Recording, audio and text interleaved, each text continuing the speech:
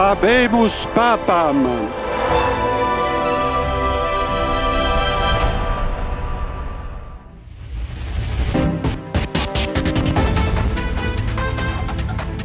Habemus Papam.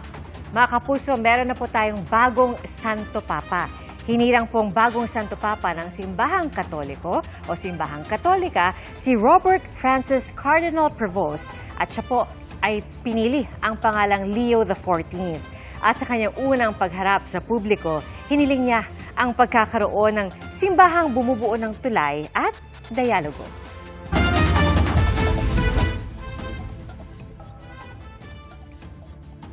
Ipinanganak noong 1955 sa Chicago, Illinois.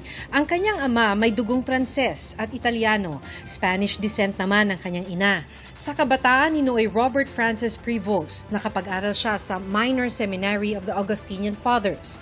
Naging math major sa Villanova University sa Pennsylvania at nakamit ang kanyang degree sa mathematics noong 1977. Nag-aral din siya ng filosofiya, pero tila may mas malaking plano ang Diyos para kay Prevost. Nakalaunay magiging si Pope Leo XIV. Setyembre ng taong yon, pumasok siya sa novitiate of the Order of St. Augustine. 1982 nang ma-ordain siya bilang pari. Pero hindi tumigil sa pag-aaral ang ngayon 69 years old na Santo Papa na may Master of Divinity at Doctorate ng Canon Law mula sa Pontifical University of St. Thomas Aquinas sa Roma.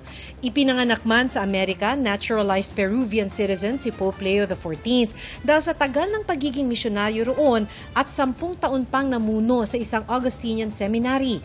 1999 siya na-assign na pamunuan ng Order of St. Augustine sa Amerika hanggang maging Prior General of the Augustinian.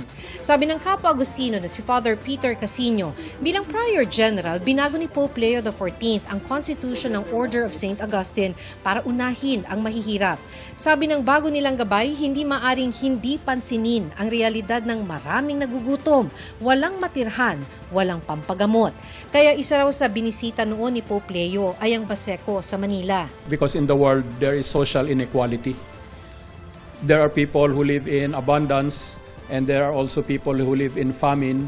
And according to our own constitutions, which was issued by Father Robert Prevost, this is a scandal. 2023 lang nahirang ni Pope Francis bilang kardinal si ngayon Pope Leo XIV. Sa mga huling taon niya bilang kardinal, hindi siya nangiming pumuna tulad sa immigration policies ni US President Donald Trump.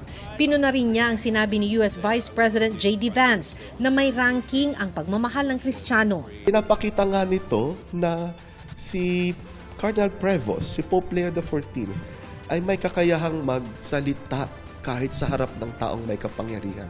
He can speak truth to power. Habemus Papam. Tingin ng isang correspondent sa Vatican, ang unang appearance ni Pope Leo XIV sa balkonahe ng St. Peter's Basilica kagabi, tila pasilip sa kung paano niya pamumunuan ang simbahang Katolika. Isa rito ang pinili niyang pangalan, Leo XIV. The last Pope Leo was the Pope who died in the early 20th century. He was known as the Pope of the Workers. He spoke up for fair treatment of workers, fair pay, and the right to join unions.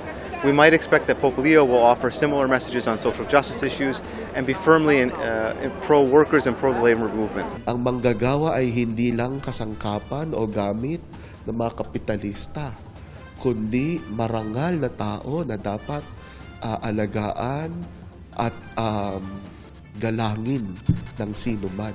Yun po yung Rerum Novarum. Ibig sabihin, kinukonekta niya yung kanyang papacy kay Pope Leo XIII. Si Pope Leo XIII, siya yung unang nagsulat ng encyclical, Rerum Novarum. Konektado doon sa pasimula, sa binhi ng Catholic social teachings. Kasi seryosohin natin yung mga panlipo ng turo ng simbahan. Para sa GMA Integrated News, ako si Maki Pulido, ang inyong saksi.